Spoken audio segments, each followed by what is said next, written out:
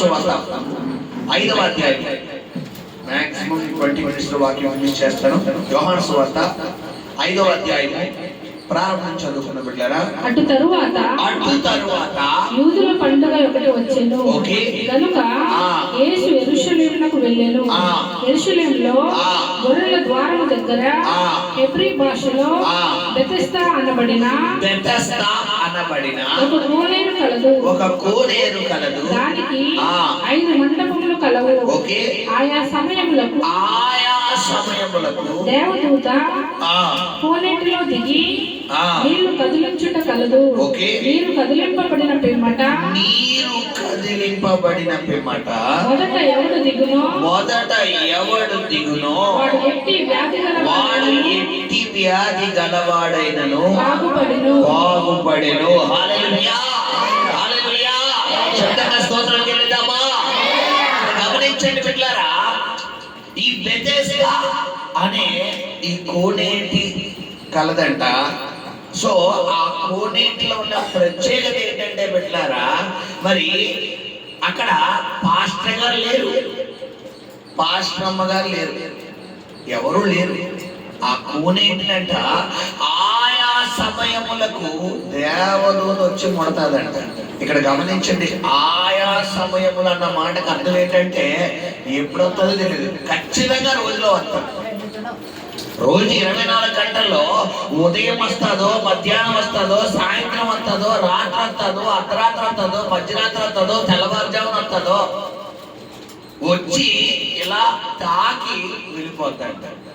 ఆ వెళ్ళిపోయిన క్షణాన బిడ్డలారా, వితిన్ సెకండ్ లో ఎవరైతే మొదట వెళ్ళి ఆ కోనేటిలో మునుగుతారో వారికే స్వస్థత. ఇక్కడ మనం చూసుకుంటే ఇక్కడ 2 పదాలు ఉన్నాయి. ముందు ఏంటంట ఆయా సమయము అనేది, రెండోది ఏమన్నది అక్కడ మొదట. ఈరోజు గమనించిన బిడ్డలారా, దేవుడు పరిశుద్ధాత్మ దేవుడు ఇక్కడ నీరుతో పోల్చబడి ఉన్నాడు.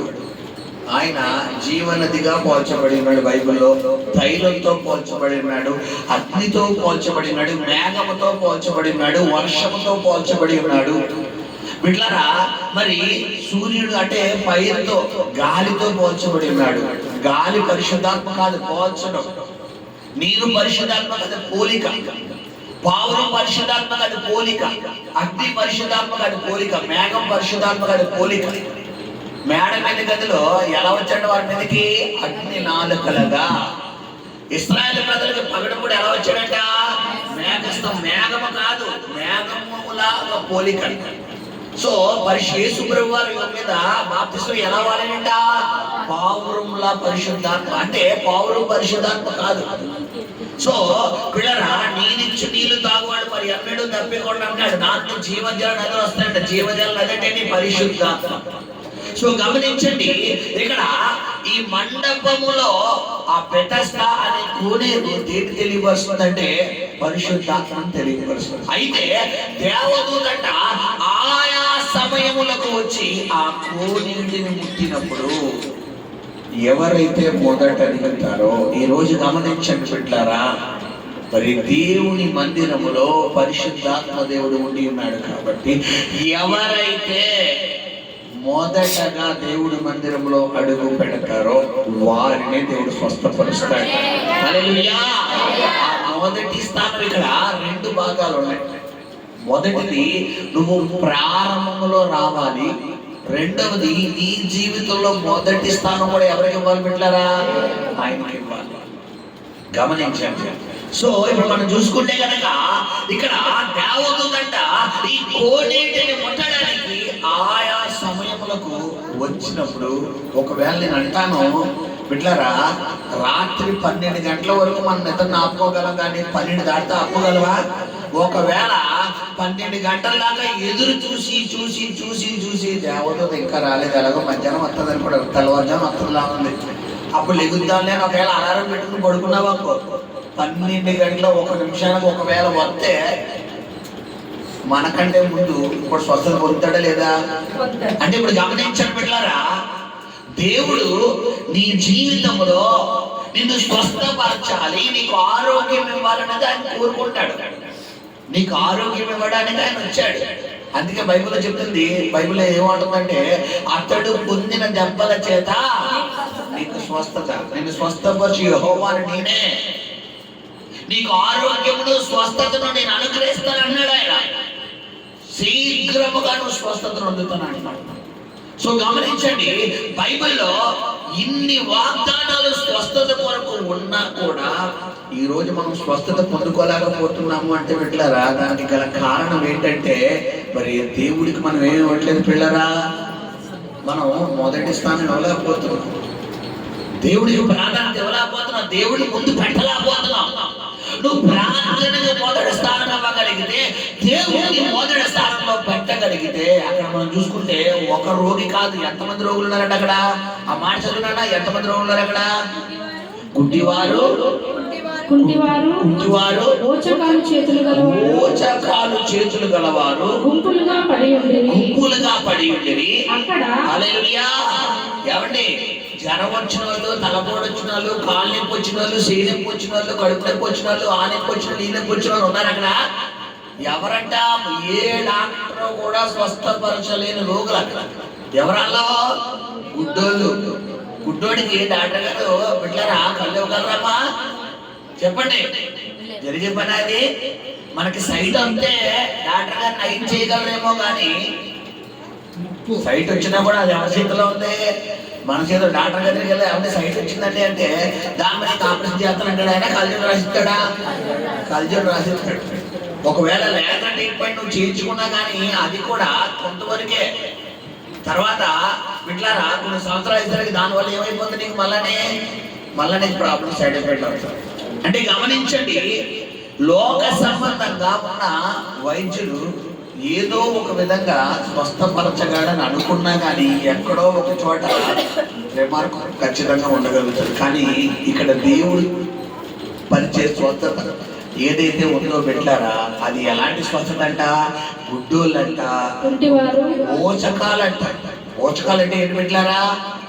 చూడండి, కొంతమంది కాళ్ళు ఇలా ఉంటుంది, నడవలేదు పాపం ఎలాగా. అంటే ఏంటి అర్థం బిడ్డలారా? కాళ్ళు సరిగ్గా ఎడగలు. పోలియో అంటే చిన్నప్పుడు వీళ్ళు పోలియో డ్రాప్ చేయించుకోక చేతులు కాళ్ళు కొంచెం వంకర్లు పోతాయి.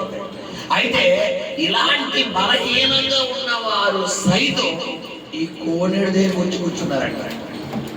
ఎడగొచ్చి కూర్చోడు బిడ్డలారా, ఈ కోనేడు దగ్గర వచ్చి కూర్చున్నారు. అయితే అక్కడ ఒక వ్యక్తి కనబడుతున్నాడు. ఆయన పేరు రాయబడలేదు కానీ బిడ్డలారా ఆయన రోగము యొక్క సంవత్సరం రాయబడింది. ఎన్ని సంవత్సరం బట్టి కూర్చున్నట్టు అక్కడ ఆయన?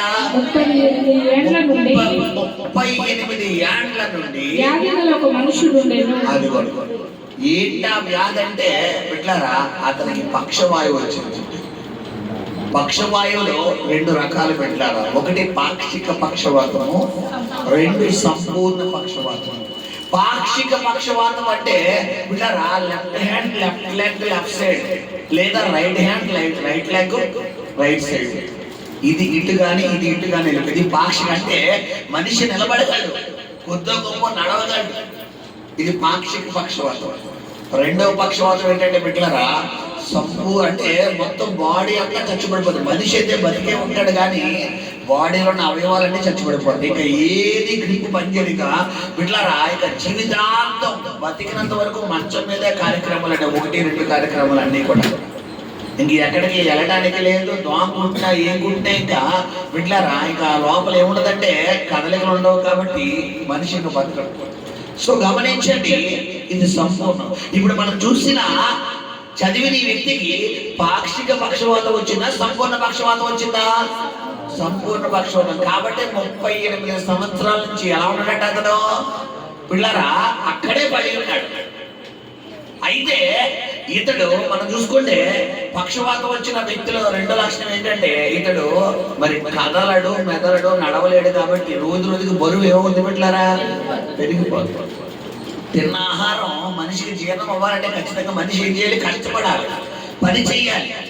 అతను పని చేస్తేనే, అతని శరీరంతో పని చేస్తేనే ఆ శరీరం ఏముందంటే మంచిగా హెల్తీగా ఉంటుంది. ఎప్పుడైతే మనిషి తిని పడుకోవడం మొదలు పెడతాడో ఇక లేవలేని పరిస్థితి ఉంటాడు. బాడీ అంతా ఏమైపోతుంది బిడ్డలారా? వెయిట్ పెరిగిపోతుంది. ఇప్పుడు 38 సంవత్సరాల నుండి ఈ వ్యక్తి ఆ కోనేటి దగ్గర పడి ఉన్నాడంట. నేను అంటాను, మిగతా వాళ్ళందరికంటే బాగా దారుణ పరిస్థితి ఎవరిదమ్మా? ఈయనది. మిగతా వాళ్ళు అనుకుంటారు, యేసయ్యా నాకు ఆ చూపు ఏదో ఇచ్చాను ఆయన, యేసయ్యా నాకు ఆ 2 చేతుల్లో ఒక చెయ్యి ఉంది, ఆ చెయ్యి ఏదో ఇచ్చాను ఆయన, యేసయ్యా 2 కాళ్ళలో నాకు ఒక కాలు బాగుంది, ఆ 2వ కాలు కూడా ఇచ్చాను ఆయన, యేసయ్యా నా 2 చెవుల్లో ఒక చెవు పనిచేస్తుంది, ఆ 2వ చెవు కూడా బాగు చేయను ఆయన. వాళ్ళలో ఒక చెవు అన్నా పనిచేస్తుంది, ఒక చెయ్యి అన్నా మానదు, ఒక కాలన్నా మానదు. కానీ ఈయన పరిస్థితి ఎలా ఉంది బిడ్డలారా? 38 సంవత్సరాల నుంచి లేవలేని పరిస్థితి. ఈ రోజు గమనించిన బిడ్డలారా, ఇక్కడికి వచ్చిన మీ అందరిలో ఎవరు ఎక్కువగా శ్రమల గుండా వెళ్తున్నారో, శోధన గుండా వెళ్తున్నారో వారి మీద మాత్రమే దేవుడు దృష్టి పడుతుంది. హల్లెలూయా. అది ఎవరు చూస్తున్నారంట? దేవుడు చూస్తున్నాడు.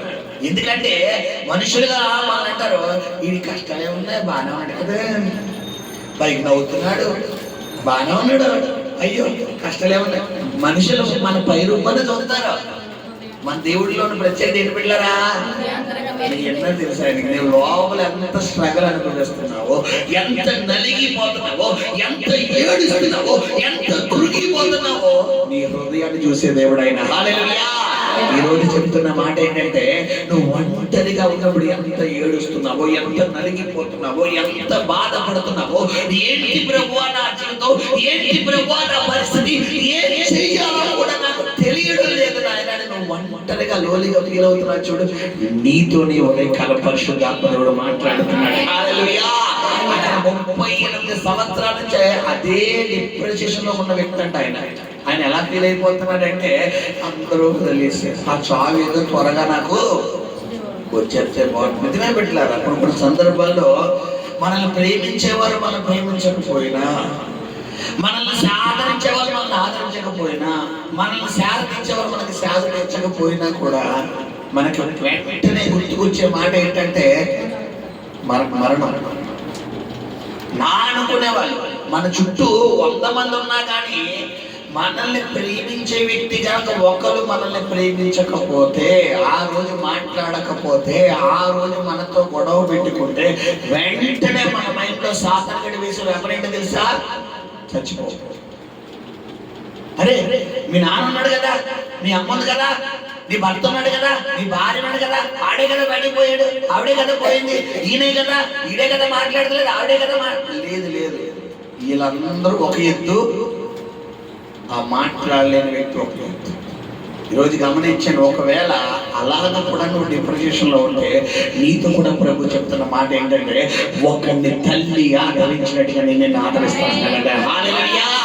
శబ్దంగా స్తోత్రం చేయలేదామా? హల్లెలూయా. గమనించండి బిడ్డలారా, ఈ 38 సంవత్సరాల నుంచి ఈ వ్యక్తి పడిపోయేవాడు.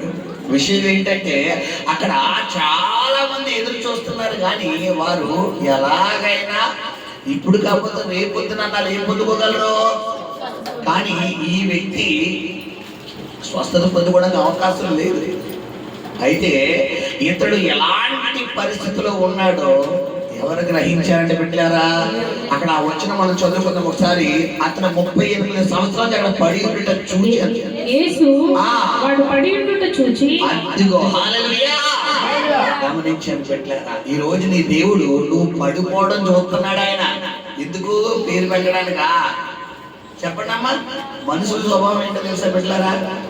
నువ్వు పాపి అంటే మనిషి ఏం చేస్తుందంటే 70 mm స్క్రీన్ మీద నిన్ను హైలైట్ చేస్తాడు.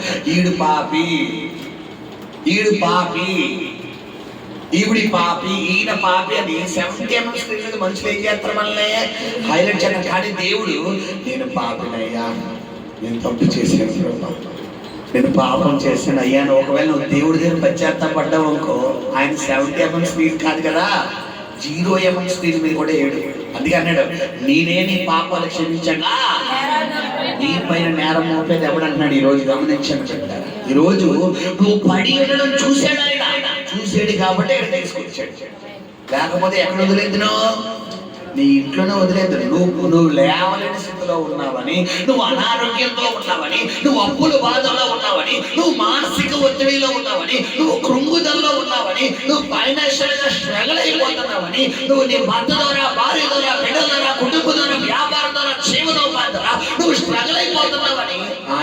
తెలిసి నా బిడ్డ నువ్వు అక్కడ నీకు ఉంటే మంచిది కాదు కానీ రా నా మందిరానికి రా, నేను నీతో మాట్లాడతాను, రా నువ్వు రా, నీతో మాట్లాడతా, నీతో మాట్లాడే పని వచ్చింది, రా రా రా రా రా రా అని ఇంట్లో కూడా నిన్ను తొందర పెట్టి పెట్టి పెట్టి పెట్టి పెట్టి పరుగు పరుగును ఎక్కడ తీసుకొచ్చాడు, ఇక్కడికి తీసుకొచ్చి నీతో డైరెక్ట్ గా మాట్లాడుతున్నాడు ఆయన. హల్లెలూయా.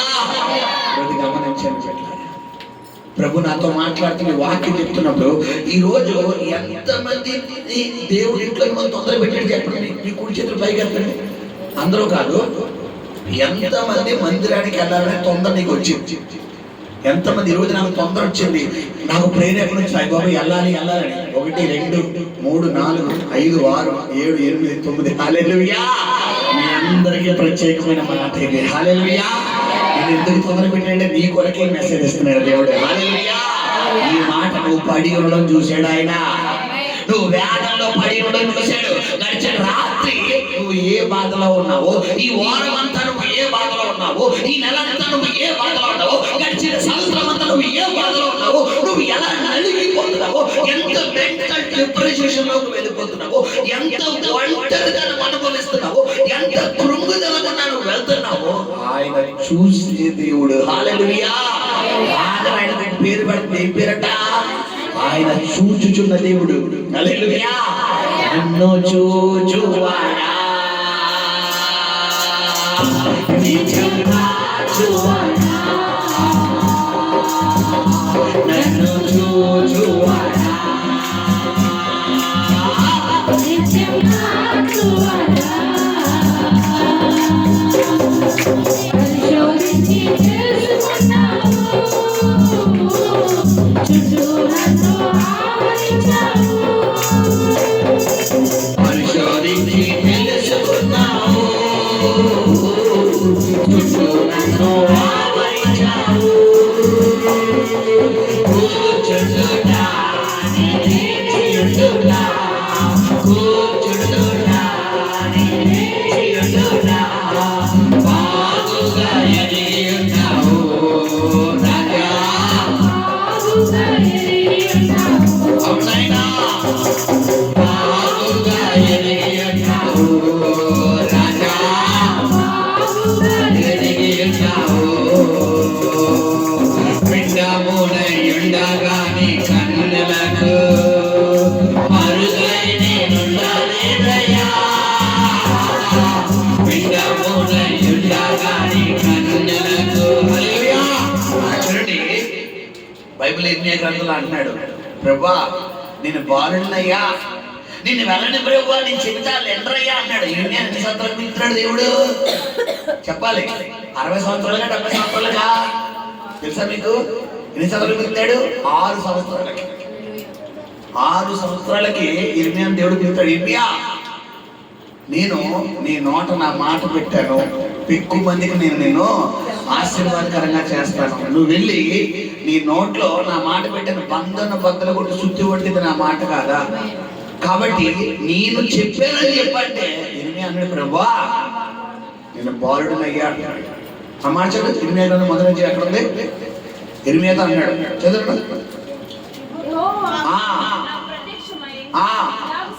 ఇలాగ సెలవిచ్చెను, గర్భంలో నేను నిన్ను పుట్టుటకుమునుపే నిన్ను ఎరిగితిని, నీవు గర్భం నుండి బయలుపడకమునుపే నేను నిన్ను ప్రతిష్ఠించితిని.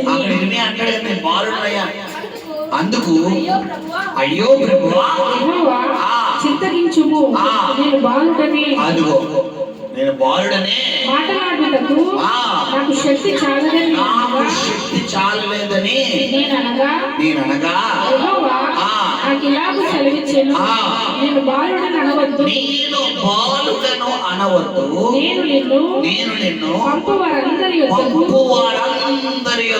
నీవు పోవలెను. హల్లెలూయా. ఈరోజు గమనించండి, దేవుడు వాడుకోవడానికి వయసుతో సంబంధం లేదు బిడ్డ. తెలుసా మీకు? మనుషులుగా ఎవరికి వయసు ఉండాలి? ఒక పోలీస్ ఆఫీసర్ అవ్వాలంటే ఖచ్చితంగా బిడ్డలారా 18 ఇయర్స్ దాటాలి. ఒక కలెక్టర్ అవ్వాలంటే 18 ఇయర్స్ దాటాలి.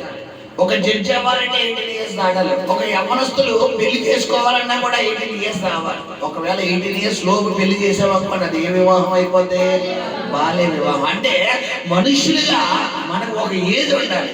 దేవుడు వాడుకోవడానికి ఏదిదో పని లేదు. చిన్న పిల్లలు కూడా బాధపరిచారు కూడా దేవుడు వాడుకోగలడు. హల్లెలూయా.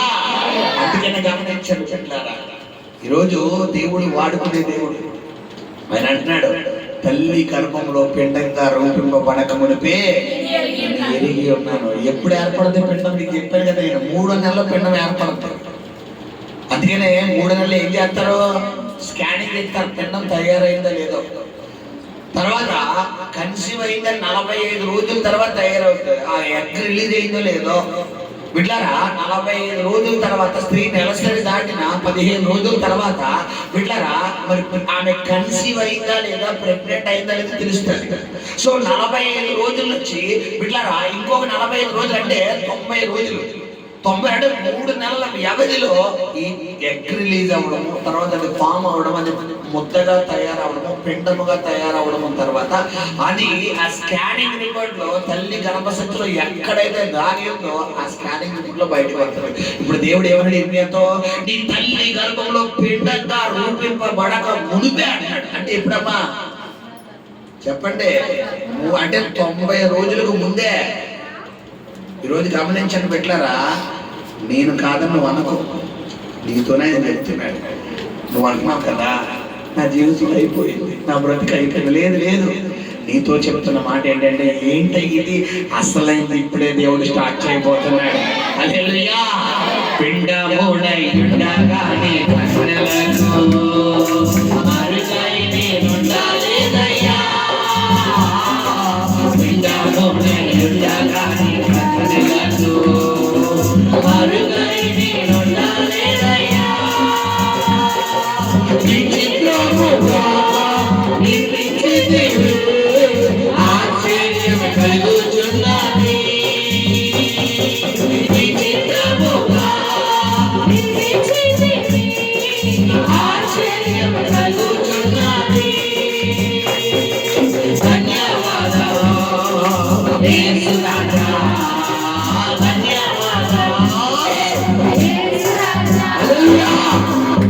చెప్పాలి, ఆయన పడి ఉండుట చూచే దేవుడు పెట్టాడు.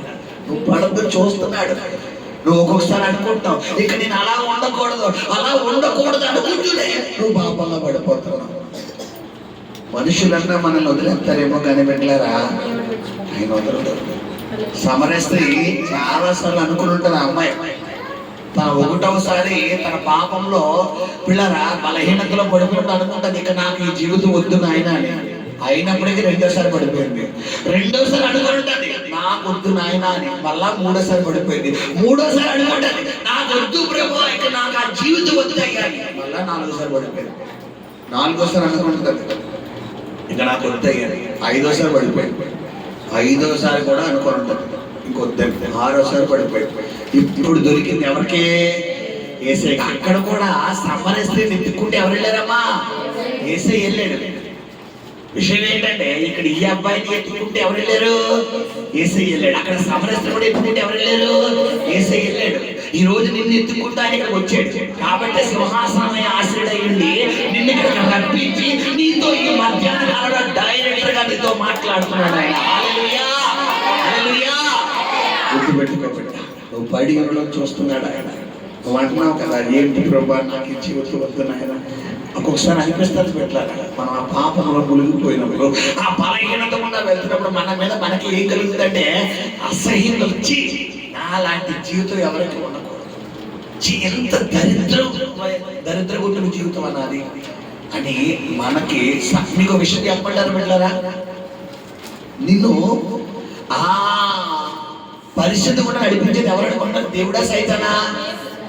సైతానే, దేవుడు కాదు. ఆ పరిస్థితి కూడా నడిపించేది ఎవరో? సైతాన్. ఎందుకు? ఎప్పుడైతే ఆ పరిస్థితి గుండా వెళ్తావో నువ్వు వెంటనే ఏం మానేస్తావో. ఇప్పుడు మనం సమరస్త్రీకి వెళ్ళి అమ్మా నువ్వు ప్రార్థన చేస్తున్నావంటే సమరస్త్రీ ఇలాంటి బంధకాలలో ప్రార్థన వస్తుందా? చెప్పండి, ఎందుకు రాదు? తను ఇష్టపడి చేస్తుందా, కష్టపడి చేస్తుందా, బలహీనతతో చేస్తుందా? మూడింట్లో సమాధానం ఏంటి? ఇష్టపడి చేస్తుందా, కష్టపడి చేస్తుందా, బలహీనతతో చేస్తుందా? బలహీనత. కొంతమందికి బలహీనత. వాళ్ళు అనుకుంటారు నేను ఇంక ఇలా ఉండకూడదు అలా ఉన్నా, కానీ ఆ టైంకి వీళ్ళ మైండ్ డైవర్ట్ అయిపోతుంది. అంతా అయిపోయిన తర్వాత అంట. విషయం ఏంటంటే బైబిల్ చెప్తుంది నీ బలహీనత యందు ఆయన శక్తి పరిపూర్ణం. నువ్వు ఎప్పుడైతే బలహీనుడువో అప్పుడే బలవంతుడు అంటున్నాడు ఆయన. హల్లెలూయా. రోజు ప్రభు నీతో ప్రొఫెటికల్ గా మాట్లాడుతున్న మాట బిడ్డలారా, నువ్వు పడి ఉండడం చూశాడు ఆయన. చూసి అక్కడ 38 ఏండ్ల నుండి పడి ఉండడం చూసిన దేవుడు ఈ రోజు 1-2 రోజుల్లో, 1-2 నెలల్లో, 1-2 సంవత్సరాల నుండి, 1-2 దినాల నుండి, 1-2 వారాల నుండి, గడిచిన సంవత్సరం నుండి, గడిచిన నెల నుండి పడిపోయిన నిన్ను కూడా చూస్తున్నాడు. హల్లెలూయా. మాట చెప్తే ఇంకొక వాక్ దేవుడు నాకు ఇంకోటి దేవుడు నాకు ఇస్తున్నాడు. ఏంటంటే ప్రత్యక్షత 38 సంవత్సరాల నుంచి పడిపోయిన వ్యక్తిని చూసిన దేవుడు సంవత్సరం నుంచి పడిపోయిన చూడ చెప్పబెట్టలేరా? కొంతమంది అంటారు ఇది వరకు ఇంత దారుణం కాదు, కానీ గడిచిన సంవత్సరం నుంచి నేను చాలా దారుణంగా తయారైపోయానండి. సంవత్సరం నుంచి నా పరిస్థితి చాలా క్లిష్టమైపోయింది. అయ్యి బాబోయ్, ఇప్పుడు కాదు కానీ గత 2 సంవత్సరాల బట్టి నా జీవితం చాలా దారుణంగా అయిపోయిందండి. బాబోయ్, నా జీవితం నాకే వ్యక్తి కలిగాను. గత 3 సంవత్సరాల బట్టి చాలా క్లిష్టమైన పరిస్థితిలో ఉన్నానండి. గత 4 సంవత్సరాలు, గత 5 సంవత్సరాల బట్టి ఎంత రోజుకి ఇంకా నాకు ఇదైపోతుందండి. ఎస్, నువ్వు పడి ఉండడం చూసేదా? 38 సంవత్సరాల నుంచి పడి ఉండడం చూసిన దేవుడు ఈ రోజు 1, 2, 3, 4 సంవత్సరాలు పడి ఉండడం చూడలేడంటే చూసే దేవుడు కాబట్టి నీ పక్షంగా ఆయన ఉన్నాడు కాబట్టి ఇక్కడికి తీసుకొచ్చి నీతో మాట్లాడుతున్నాడు. హల్లెలూయా. హల్లెలూయా. పిల్లలుగా వారు తప్పుడు మార్గంలో వెళ్ళిపోతున్నప్పుడు తల్లిదండ్రులు బయటకు పొమ్మంటారా, కూర్చోబెట్టి మాట్లాడతారా? చెప్పండి అమ్మా. కూర్చోబెరే నాన్న, నువ్వు అలా వెళ్ళకరా, వద్దురా, నువ్వు అలా వెళ్తే పాడైపోతావు నాన్న, వద్దు. అన్నీ తెలిసిన తర్వాత కూడా తల్లిదండ్రులు ఏం చేస్తారు? పిల్లల్ని కూర్చోబెట్టి మాట్లాడతారు. ఎందుకు? మనం నాశనం అయిపోవాలనా, బాగా అవ్వాలనా? ఇప్పుడు ఈయన కూడా నేను కూర్చోబెట్టి ఇక్కడ అదే మాట్లాడుతున్నాడు. ఆయన కూడా నీతో మాట్లాడాలని ఆయన వచ్చాడు ఇది మధ్యాహ్నం కాలం. వచ్చి నీతో స్పష్టంగా ఆయన వాక్ రూపంలో మాట్లాడుతున్న మాట ఏంటంటే బిడ్డలారా, నువ్వు పడి ఉండడం ఆయనకి ఇష్టం లేదంట. హల్లెలూయా. సో పడి ఉండడం చూసి ఏం జరిగిందంటే అక్కడ ఆ మాట చదువునా, వాడు అప్పటికి బహుకాలం నుండి ఆ స్థితిలో ఉన్నాడని ఎరిగి స్వస్థపడ కోరుచున్నావా అని. రెండవ మాట ఏంటంటే అతనికి చాయిస్ ఇస్తున్నాడు. ఏమండి, స్వస్థపరచడానికి వచ్చిన దేవుడు నువ్వు స్వస్థత పొందుకంటే సరిపోతుంది కదా, అవునా కదా? ఈ రోజు నిన్ను లేపడానికి వచ్చిన దేవుడు నేను నిన్ను లేపుతానంటే సరిపోతుంది కదా. మరి ఆప్షన్ ఎవరికిస్తున్నాడు? దేవుడు మనకెత్తున్నాడు. నేను నిన్ను లేపగలనుకుంటున్నావా? నువ్వు స్వస్థపరచూర్చున్నావా? నీకు స్వస్థత కావాలా? నీకు విడుదల కావాలా? నీకు ఆశీర్వాదం కావాలా? నీకు నెమ్మది కావాలా? నీకు సమాధానం కావాలా? నిన్ను దేవుడు ఈ రోజు ప్రశ్నిస్తున్నాడు. దానికి నువ్వు చెప్పే సమాధానము ఏదైతే ఉంటారో ఆ సమాధానాన్ని బట్టి ఈ రోజు నువ్వు పొందుకుని ఇక్కడి నుంచి వెళ్ళబోతున్నావు. హల్లెలూయా. ఇప్పుడు 2 ఏళ్ళు ఎలా చూపించి 2 ఒకటి పట్టుకున్నట్టే ఏం చేయాలి? ఒకటే పట్టుకోవాలి. 2 పట్టించుకున్నారంటే అది కుదరదు. దేవుళ్ళలో ప్రత్యేకత ఏంటో తెలిసి పెట్టారా? ఆప్షన్ ఎవరికి ఇస్తాడు? యోనాకు 2 ఆప్షన్లు ఇచ్చాడు. ఏంటి ఆప్షన్? తర్షీషా, నినేవా. నినేవాయే దేవుడు చెప్తాడు, తర్షీషు యోనా చెప్తాడు. అబ్రహాముకు ఆప్షన్ ఇస్తున్నాడు. బిడ్డలారా, నీవు లేచి నీ తండ్రి ఇంటి నుండి దేశం నుండి విడిచిపెట్టి చూపించి దేశానికి వెళ్ళాడు. ఎల్లు అన్నాడు. ఇప్పుడు వెళ్ళడం వెళ్ళకపోవడం ఎవరి చేతిలో పని? అబ్రహాం చేతిలో పని. ఈరోజు నీ దేవుడని యెహోవా నామమును ఆయనను పూర్ణ మనసుతో, పూర్ణ ఆత్మతో, పూర్ణ శక్తులను ఆరాధించాలి అన్నాడు. ఆరాధించమని చెప్పాడు ఆయన. ఆరాధించకపోతే ఎవరి పని? మన పని. ఈరోజు ఆయన చెప్పిన మార్గంలో నడిచేవాకు ఖచ్చితంగా దేవుడు నీకు ఏమిస్తాడు బిడ్డలారా? చెప్పాలి, ఆశీర్వాదం ఇస్తాడు. హల్లెలూయా. శబ్దంగా స్తోత్రం చెల్లిద్దామా? హల్లెలూయా. గమనించండి, మొట్టమొదటిగా మనం పడి ఉండడం చూస్తున్నాడంట. రెండవదిగా బిడ్డలారా, నువ్వు స్వస్థపడబోచున్నావా అని అవకాశం ఎవరికి ఇస్తున్నాడు? దేవుడు చెప్పాలి, మనకిస్తున్నాడు. హల్లెలూయా. తర్వాత చదువుకున్నాడు. ఆ రోగి అయ్యా నీళ్లు కదిలింపబడినప్పుడు నన్ను కోనేటిలోనికి దించుటకు నాకు ఎవడనూ లేడు కనుక నేను వచ్చినంతలో మరి ఒకడు నాకంటే ముందుగా దిగునని ఆయన ఉత్తరం ఇచ్చెను. గమనించండి, ఈయన్ని స్వస్థపరచడానికి దేవదూత వచ్చిందా, సాక్షాత్ యేసు ప్రభు వారు వచ్చారా? చెప్పండి పిల్లరా. అక్కడ నేను అంటాను, మిగతా వాళ్ళందరూ కోనేడు దాకా వెళ్ళాలి, బట్ ఈయనైతే మిడ్డి కూడా దిగక్కర్లేదు, అలా చెయ్యి కూడా కలపక్కర్లేదు. ఈయన చేయాల్సిన పని ఒకటి ఉంది. ఏంటది చెప్పాలి? యేసు మీద ఏముంచాలి? నమ్మకం ఉంచాలి. మొట్టమొదటిగా నువ్వు పడి ఉండడం చూశాను అంటున్నాడు. రెండోదిగా చాయిస్ నీకు ఇస్తున్నాడు. నేను నిన్ను స్వస్థపరచాలనుకుంటున్నాను, నేను నీ జీవితాన్ని బాగు చేయాలనుకుంటున్నాను, నీ బ్రతుకును కట్టాలనుకుంటున్నాను, నువ్వు నాకు అవకాశం ఇస్తావా అని అడుగుతున్నాడు. మూడవదిగా ఏమంటున్నాడు బిడ్డలారా? మరి నమ్మకం. ఆయన అంటున్నాడు అక్కడ, అయ్యా దేవదూత నీళ్లు కదిలించబడి వచ్చినప్పుడు నేను వెళ్ళాలనుకుంటున్నాను, కానీ నాకంటే ముందు ఎవరో వెళ్ళిపోతున్నారయ్యా, అందువల్ల నేను స్వస్థత పొందుకోలేకపోతున్నానయ్యా. ఇప్పుడు ఈయన ముందు ఉన్నది ఎవరో ఆ వ్యక్తి గుర్తించగలుగుతున్నాడా బిడ్డలారా? గుర్తించగలిగితే అవునయ్యా నాకు స్వస్థత కావాలనుకుంటున్నాను, నా కోసం వచ్చావా అని అడగాలి. కానీ అలా అడగలుగుతున్నాడా? అడుగుతులేదు. ఈ రోజు మనం కూడా ఇహలోక సంబంధమైన దేవత మనకి ఏ నేత్రం కలని చెప్పబెట్టారా? గుడ్డి నేత్రం. ఈ గుడ్డి నేత్రం వల్ల దేవుడు మన ముందు ఏమై ఉన్నాడో, ఆయన మహిమ ఏమైందో, ఆయన ప్రభావం ఏమైందో, ఆయన సన్నిధి ఏమైందో మనం ఏం చేయలేకపోతున్నామంటే గుర్తించలేకపోతున్నాం. మీకు ఎగ్జాంపుల్ చెప్పాలంటే, నా ముందు ఇక్కడ మైక్ ఉంది, మైక్ ఉండి కూడా నేను గట్టిగా అరిసాను అనుకోండి, నా గొంతుకి ఏముంది పోతుంది. నాకు ఇక్కడ మైండ్ లో ఒక ఆలోచన రావాలి, ఏంటి? మైక్ తీసుకుంటే సరిపోద్దా? ఏం చేయాలి? ఇదంతా ఎవరైనా చెప్తారా? నాకు నా మైండ్ నాకు చెప్తారు. కొన్ని సందర్భాల్లో ఇహలోక సంబంధమైన దేవత ఏం చేస్తుందంటే మన మైండ్ ని పనిచేయనివ్వదు.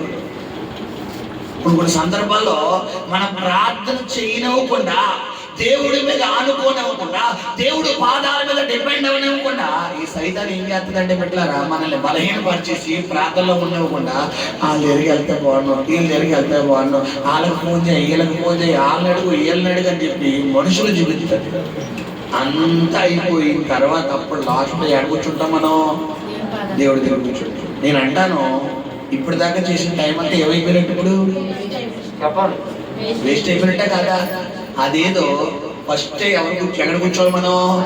ప్రభువా నువ్వు తప్ప నాకు ఈ లోకంలో ఎవరు లేరే, నాకు వేరే మార్గం లేదు, ఒకవేళ ఉన్నా కూడా నేను ముఖం చేతి రావాలి, అదే రావాలి. దేవుడు మనుషుల్ని ఎలా నడిపిస్తాడంటే పెట్టారా? చిన్న ఎగ్జాంపుల్ చెప్తాను, ఆలోచించండి. నువ్వు దేవుడి మీద డిపెండ్ అయ్యే విధానం నీకు వచ్చేసినప్పుడు నీకు సాతానుగాడు చాలా మార్గాలు దొరుకుతాయి. తెలుసా మీకు? నువ్వు దేవుడి పాదాల మీద డిపెండ్ అయిపోయే అవకాశం, సపోజ్ ఒక ఉన్న పలంగా నాకు ₹1,00,000 కావాలనుకోండి, నాకు ₹1,00,000 కావాలనుకోండి ఉన్న పలంగా. ఇప్పుడు నేను దేవుడి మీద ఆధారపడే వ్యక్తిని కాబట్టి ఖచ్చితంగా నాకు సాధారణంగా ఏ మార్గాలు చెప్తాను తెలుసా? చెప్పాలి. ఈ పాపను అడిగితే 1,00,000 ఇచ్చేస్తుంది, అక్కని అడిగితే 1,00,000 ఇచ్చేస్తుంది, ఆ చెల్లిని అడిగితే 1,00,000 ఇచ్చేస్తుంది, ఈ అక్కని అడిగితే 1,00,000 ఇచ్చేస్తుంది, ఈ అన్నయ్య అడిగితే 1,00,000 ఇచ్చేస్తారు, అడిగితే ఇచ్చేస్తారు. కానీ నాకు దేవుడు ఏం ప్రేరేపించాడో, నన్ను అడుగు నీకు చెప్తాను. ఇప్పుడు దేవుణ్ణి అడగడం మనం మనుషులుగా మన ఆలోచన చెప్తాను. దేవుణ్ణి అడగడం ఈజీయా, ఈ అమ్మాయిని అడగడం ఈజీయా? కరెక్ట్గా చెప్పాలి, ఈ అమ్మాయిని అడగడం ఈజీ. ఎందుకు చెప్పాలి? వెంటనే జరుగుతుంది. దేవుడు సాతాను వేసే స్కెచ్ అలాగే ఉంటుంది. నువ్వు అనుకుంటావు దీనికోసం ప్రార్థన ఎందుకు, దేవుడిని అడిగితే సరిపోతులే, దీనికోసం దేవుడిని అడగడం ఎందుకు, దీనికోసం దేవుడి మీద డిపెండ్ అవ్వడం ఎందుకు? ఏమంటే పక్కన ఏంటి ₹1000 కోసం దేవుడిని అడగాలా ఏంటి? ₹100 కోసం దేవుడిని అడగాలి. ₹100 పక్కన బాబు 100 ఉంటే ఇచ్చేస్తా, పక్కన అడిగితే రేపు ఇచ్చేస్తాను, రేపు పొద్దున ఎవరైనా పరిస్థితి వస్తే ఒకవేళ ఇల్లుండి అంట, ఇల్లుని కూడా ఇవ్వలేకపోతే సంవత్సరం అంట, సంవత్సరాలు ఇవ్వకపోతే ఇప్పుడు ఎవరు చెప్పినట్టు తింటే మనకి బెటర్ పెట్టారా? గుర్తుపెట్టుకోండి, నీకు మనుషుల మీద డిపెండ్ అయ్యే విధానం అలవాటు అయిపోయినప్పుడు ఎవరి మీద డిపెండ్ అవ్వడానికి మనసు అంగీకరించదు. అసలు నీ మైండ్ రాదు, ప్రార్థన వైపు రాదు. 1,70,000 రూపాయలు అయింది క్రిస్మస్కి నాకు ఖర్చు. 1,70,000 నేను ప్రారంభించడం నా దగ్గర ₹1 కూడా లేదు పెట్టారు, ₹1 కూడా లేదు. ఫైనల్గా అయిపోయిన తర్వాత ₹70 చేతులు పెట్టాడు దేవుడు. ₹70 మరలా 25వ తారీఖు క్రిస్మస్కి మళ్ళీ టెంట్లు ఇచ్చడానికి బయట పెట్టించడానికి అప్పుడు కూడా డబ్బులు లేవు. మీకు చెప్పాను కదా నేను, అప్పుడు కూడా డబ్బులు లేవు. కేరళకి వెళ్తే ఎప్పుడూ కూడా బిడ్డలారా నేను కానుకలు తీసుకోలేదు. ఈ సంవత్సరం వెళ్ళిన ప్రతి గృహంలో దేవుడు కానుకలు ఇచ్చాడు. దాదాపు ₹4,500 కానుకలు ఇచ్చాడు.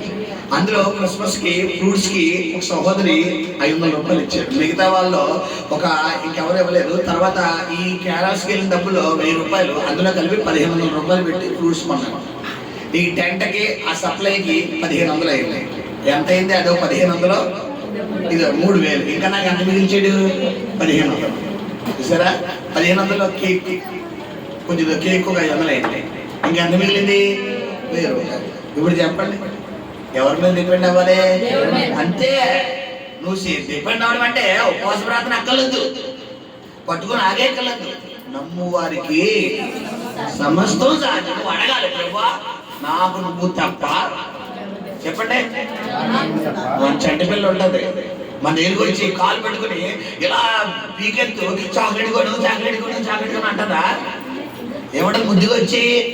డాడీ మమ్మీ చాక్లెట్ డాడీ అన్నది అనుకోండి, అంటే అయిపోయినట్టే. మనం వెంటనే మన జేబులో 100 వేసిపోయినట్టే. ఇంకా కచేరీ కొట్టి వెళ్ళలేదు, అంతే వెళ్ళిపోయినట్టే. ఇంకా ఎందుకు డాడీ మొక్కను అన్నది అనుకోండి, ఇంకా అయిపోయింది. 500 వేసిపోయింది. ఇంకా 500 సిగ్గుపడింది అనమాట. అంటే పిల్లల్లో తల్లిదండ్రులు అడిగే విధానం కొంతమందికి తెలుసు. మా మేడం గారు అలాగే అడుగుతారు. అభిలా గారు నా దగ్గరకు వచ్చి, ఆ మమ్మీ మనీ బ్యాంక్ కాదు, నేను మనీ బ్యాంక్ కాబట్టి నా దగ్గరికి వచ్చి బయటకు వచ్చి ఎలా ఉంటాను ఏంటి అని అడుగుతాను. అది చూసిన వెంటనే అది కొన్నాను కొన్ని దగ్గరకు వచ్చి ముఖమే ముద్దెట్టి థ్యాంక్ యూ డాడీ అంటే. ఇప్పుడు ఆ ₹100, ₹1000 ఈ ప్రేమతో టాలీ అవుతుందా? ఎందుకంటే ఈ ఆనందం మనకు ₹1,00,00,000 సంబంధం. ఎగ్జాక్ట్గా ఆయన కూడా అలాగే ఫీల్ అవుతాడు. నీ లంచ్ ఆయనకి ఇది, నీ 10 లక్షల ఆయనకి ఇది, నీ ₹1,00,00,000 ఆయనకి ఇది. మన తలబెట్టుతో సమానం ఆయనకి. నువ్వెలా ఫీల్ అవుతావు? వాళ్ళలో 1,00,000 అడగాలి, ఏళ్ళలో 1,00,000 అడగాలి, ఏళ్ళలో 1,00,000 అడగాలి. 1,00,000కి వడ్డీ 50,000 అవుతుంది, 1,00,000కి 30,000 అవుతుంది, 1,00,000కి 1,00,000 అవుతుంది. ఏళ్ళలో ఎవరికి ఇవ్వకపోయినా మళ్ళీ మీద ఎక్కాడు. ఇప్పుడు ఈయన మీద ఎక్కడ కోటి అయిపోయిన తర్వాత ఇంకో కోటి నాయన అంటే చెప్పండి అమ్మా, కడలేదా? అదే మళ్ళా కోటి ఇవ్వమంటే కోటి అంటే ఈ కోటి తల్లి కాకి తల్లి. చెప్పండి, ఇవ్వడా దేవుడు? 1,00,000 ఇచ్చిన దేవుడు కోటి ఇవ్వడా? ఇవ్వాలి. కావాలా వద్దా? ఎంతమందికి కావాలి? యేసునామములో మీ అందరినీ దేవుడు కోటీశ్వరులుగా చేయనుగా, మీ అందరినీ తల్లగా చేయనుగా. ఇంకొన్న వాళ్ళందరూ రానున్న 10 సంవత్సరాల్లో ఓ విల్లా వంటి మంచి హౌస్ నిర్మించుకుందరు కాక, డూప్లెక్స్ హౌస్ వంటి నిర్మించుకుందరు కాక, మంచి కార్లో మన మందిరానికి వచ్చిందరు కాక, మంచి కాస్ట్లీ కార్లు అందరూ ధరించుదురు కాక, కాస్ట్లీతో కూడిన ఫర్నిచర్ మీ ఇంట్లో ఉండదు కాక, కాస్ట్లీతో కూడిన వస్తువులు మీ అందరికీ దేవుడు సమకూర్చును కాక, అందరూ ఫ్లైట్ ఎక్కుదురు కాక, అందరూ యెరూషలేమును చూచుదురు కాక. హల్లెలూయా. మీరందరూ 10 సంవత్సరాలు జరగకపోతే నన్ను అడగండి, కోరినప్పుడు ఇదే. ఆయన పలకం అన్నాడు, నీకు బలిపిస్తాను. ప్రభు చెబుతున్నాడు. నేను ఈ మాట చెబుతున్నప్పుడు చాలా మందిని దేవుడు రావడానికి యెరూషలేము సైతం తీసుకెళ్ళబోయాడు. యెరూషలేము దేవుడు తీసుకెళ్ళబోయాడు. చాలా మంది ఫీలింగ్ ఉంది, ప్రభు నాకు ఒక్కసారి యెరూషలేము దేవుడు స్వయంగా తీసుకెళ్ళబోతున్నాడు. ఏమో నేనేమో మనందరూ తీసుకెళ్తానేమో, మన అందరం కలిసి పాస్పోర్ట్ వీసా రెడీ చేసుకోవడం యేసును మాత్రం యెరూషలేము వెళుదుము గాక, బేత్లెహేము చూచుదుము గాక, ఈజిప్ట్ చూచుదుమగాక, ఎర్ర సముద్రం చూచుదుమగాక, యోర్దాను నది చూచుదుమగాక, అక్కడ యేసయ్య పుట్టిన స్థలం అంతా చూచుదుమగాక. హల్లెలూయా, దేవుడికి స్తోత్రం. గుర్తుపెట్టుకుని మొట్టమొదటిగా ఏం చేశాడంట? పడియుడును చూశాను అంటున్నాడు ఆయన. రెండోదిగా ఏం చేశాడు మిత్రులారా? ఆయన ఏం చేశాడు? అవకాశం ఇస్తున్నాడు నీకు. నువ్వు ఈ రోజు నువ్వు చెప్పాలి, నేను స్వస్థత పొందుకున్నానని చెప్పాలి. నువ్వు అలా ఆ మైండ్ లో ఉంటేనే నువ్వు ఇంటికి వెళ్ళాక మన బలహీనత ఏమవుతుంది నీకు? సాక్ష్యం చెప్పినప్పుడు తగ్గిపోయింది కానీ మళ్ళా వచ్చేస్తుంది అంటే చెప్పండి అమ్మా, వచ్చేస్తారు. ఆడి పక్కనే ఉంటాడు. నువ్వు వచ్చేస్తున్నాను, నేను వచ్చేస్తాను అంటాడు. పక్కన నాకు దేవుడు స్వస్థపరిచాడు పోర బయటికి అన్నామనుకో. చూడండి, ఎవరి మొహం మీద సేవరించుకున్నాం అనుకోండి, అక్కడ ఉంటారా? చెప్పండి అమ్మా, బడిపో అన్నామనుకోండి. సేమ్ సాతన గారు కూడా ప్రెస్టేజ్ ఎక్కువ. సేవరించుకున్న వల్ల అసలే ఉంటాడు. ఎవరైతే భుజం మీద చెయ్యేస్తారో ఆడికి బెస్ట్ ఫ్రెండ్ అంటే చాలా ఇష్టం. బెస్ట్ ఫ్రెండ్ తెలుసు, బెస్ట్ ఫ్రెండ్ మీద ఎక్కడ చెయ్యేస్తాం? భుజం మీద. చాలా మంది సాతన గారు భుజం మీద చెయ్యేస్తారు. ఇంకేంట్రా సంగతి ఇలా అనుకునే చాలా ఇష్టం సాతన గారికి. పొరబడి ఒక్క పొరబడి నక్క అని ఇలా తింటే వాళ్ళు అసలు ఇష్టం ఉండదు అడిగి. సాతన గారు ఏం చేయాలి? ఒక్కలా చేస్తాడు. మనం ఏమన్నా కూడా ఉంటే తగ్గిందంటారు, టాబ్లెట్ తీసుకుని మధ్యాహ్నం వేసేస్తాను అప్పుడు బండి అన్నామనుకో. నువ్వు బెస్ట్ ఫ్రెండ్షిప్ బ్యాండ్ కడతావు అనమాట. రిజెక్ట్ చేద్దామా? ఫ్రెండ్షిప్ బ్యాండ్ కడతామా? చేద్దామా? హల్లెలూయా. మూడవదిగా చెప్తున్నాడు, ఎప్పుడైతే స్వస్థపడి కూర్చున్నాం అనగానే వెంటనే బిడ్డలారా ఆయన ఏమంటాడంటే అక్కడ, నేను చదువునా మాట చదువు. నీవు లేచి పరుపెత్తుకుని నడవమని వానితో చెప్పగా వెంటనే వాడు స్వస్థత నుండి తన పరుపెత్తుకుని పరుపెత్తుకుని. హల్లెలూయా. పరుపు అంటే పాత జీవితం, పాపపు జీవితం, రహస్య జీవితం, జనాన్ని కట్టి పడేసిన జీవితం పరుపు అంటే. ఎందుకు పరుపు ఎత్తుకున్నాక మనకు తెలుసా? ఒకవేళ కనుక పరుపు ఎత్తుకోకుండా ఆయన లెగిసేడు అనుకోండి, మళ్ళా పరుపు ఎవరిని పిలుస్తుంది? చెప్పండి అమ్మా. మీకు పొద్దున్నే లెగిసాక బెడ్ మీద బెడ్షీట్ వేయడం ఇంతమందికి అలవాటు, దుప్పటి వేయడం ఎంతమందికి అలవాటు? ఆడవాళ్ళు ఎవరు అలవాటు లేదు. ఆడవాళ్ళు ఎత్తండి అమ్మా. అయ్యో కొంతమంది అలాగే ఎత్తుకోలేదు అంటే మొగోళ్ళు వేస్తారు. అవునా? ఎత్తండి. మన అక్కలు అన్నవాళ్ళు గృహిణీలు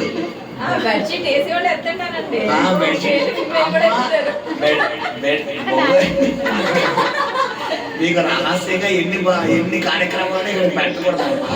హల్లెలూయా. గుర్తు పెట్టుకోండి. ఓకే, మనం బెడ్షీట్ వేస్తాం కదా పిల్లరా, చిల్లి కూర్చున్న పక్కన పెట్టండి, వేస్తాం కదా. వేసి దాంట్లో మళ్ళా నిద్రపోతే చేస్తుందా? ఎందుకు? ఇప్పుడు అలాగే చిరాగ్గా ఉంటానుకోండి, మళ్ళా ఖచ్చితంగా మనకు మైండ్ ఏమవుద్ది? అంతే.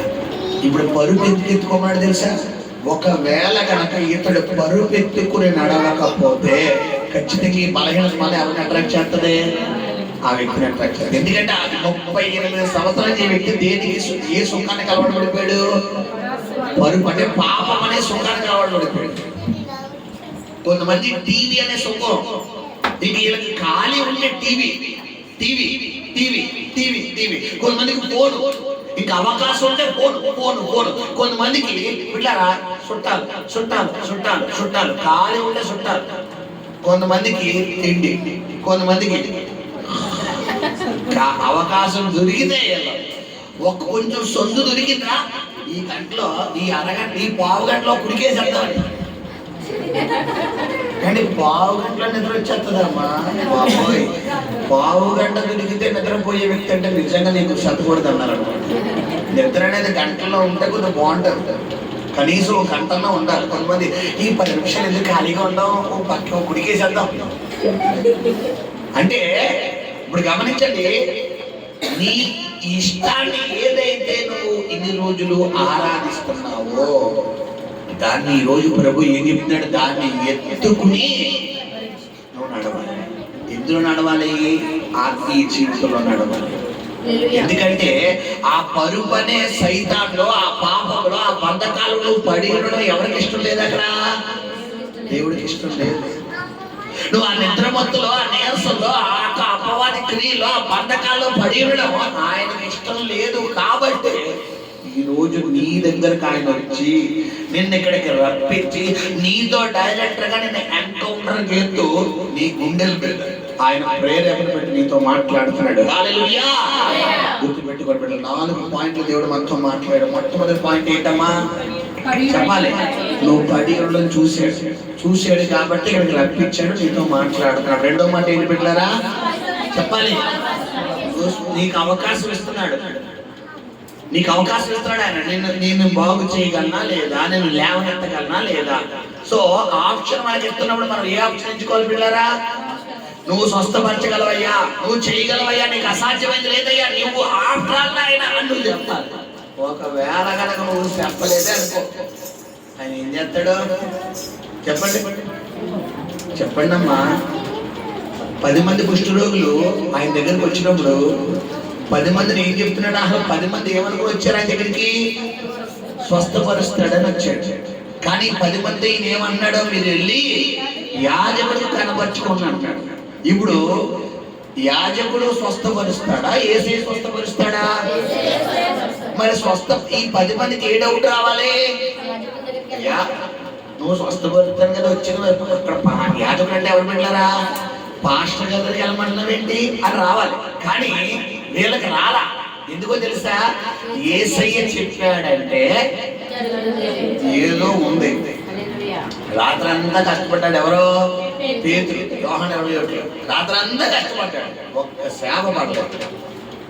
ఒక్క సేవ పడలేదు. అయితే యేసయ్య దోనె వీళ్ళ ఆ నది తీరా అంటే అవతల నుంచున్నాడు, అంటే ఒడ్డు నుంచున్నాడు. ఆయన ధరణి అంటే ఒడ్డు నుంచున్నాడు. నుంచుని ఏమన్నాడు పేతురు గారితో? పేతురు ఎక్కడున్నాడు? సముద్రంలో ఉన్నాడు. ఇప్పుడు సముద్రంలో ఉన్న వాడికి తెలుస్తాయా చేపలు ఎక్కడ ఉన్నాయో? ఒడ్డున్నాడు తెలుస్తాయా? చెప్పండి, సమాధానం చెప్పండి. సముద్రంలో ఉన్నాడు తెలుస్తాయి. ఇప్పుడు యేసయ్య ఏమన్నాడు? పేతురు కుడి పక్కన అన్నాడు. పేతురు అంటున్నాడు, కుడి పక్కన వేసాను, ఎడం పక్కన వేసాను, ముందు వేసాను, లోపల వేసాను, అంతా వేసాను. రాత్రంతా ఏడో లాగడం గతించిన సంవత్సరం అంతా నువ్వు వేయడం లాగడం. అయితే ఈరోజు ఏం చెప్తున్నాడు దేవుడు అంటే, బిడ్డలారా కుడి పక్కన అనగానే పేతురు అక్కడ వేసాను, ప్రతిఫలం రాలేదు. అయినను ఒక అద్భుతమైన మాట అక్కడ పేతురు ఉపయోగిస్తాడు. ఏంటి? నీ మాట. ఎవరి మాట బిడ్డలారా? శబ్దంగా చెప్తామా? చెప్పండి, నీ మాట రండి. నీ మాట. యేసయ్యా నేను ఈ రోజు నుండి నీ మాట చొప్పున ప్రార్థన చేస్తాను, నిలబెడతావు నన్ను. నాకు ఫుల్ చార్జింగ్ పెట్టావు. నేను ఇక్కడికి మైనస్ లో వచ్చాను, ఫుల్ చార్జింగ్ తో నన్ను తీసుకెళ్తున్నావు. నాకు నమ్మకం వచ్చింది, ఇక నాకు భయం లేదు, నా దేవుడి మీద నాకు విశ్వాసం ఉంది. చెప్తామా? హల్లెలూయా, హల్లెలూయా. నాకు సంతోషంగా గట్టిగా చెప్తామా? హల్లెలూయా. గుర్తుపెట్టుకోండి పెట్టారు. ఎప్పుడైతే అన్నాడు, నువ్వు లేచి నీ పరుగు పెట్టుకున్నాడో మనగానే బిగ్గున లేచి ఏం చేయగలంటే అతడు లేచి పిల్లరా ఏం చేశాడంట? తన పరుగు పెట్టుకుని నడిచాడు. అదిగో హల్లెలూయా. ఈ రోజు నువ్వు ఇక్కడి నుంచి ఎలా వెళ్ళాలి చెప్పాలి? నీ పరుగు పడుకునే వెళ్ళాలా, నడిచి వెళ్ళాలా? వచ్చినప్పుడు ఎలా వచ్చాం? మనం పడుకుని వచ్చాం, లేవలేని పరిస్థితుల్లో వచ్చాం. ఆత్మీయంగా అర్థం తీసుకుందాం. పడుకుని వచ్చామంటే భాష నిద్ర మొహంతో వచ్చామంటే ఆ పడుకోవడం కాదు. వాక్యము డబుల్ మీనింగ్ గా తీసుకోవాలంటే ప్రతిదీ ఆత్మీయంగా తీసుకోవాలి, సింగిల్ గా కాదు. సో ఇప్పుడు దేవుడు నువ్వు ఆత్మీయంగా అంటే లోకంలో నువ్వు పడుకున్నావు, ఇక్కడికి వచ్చావు లోకానుసారంగా అంటే పాపంలో పడుకున్నావు, అపవిత్రతలో పడుకున్నావు.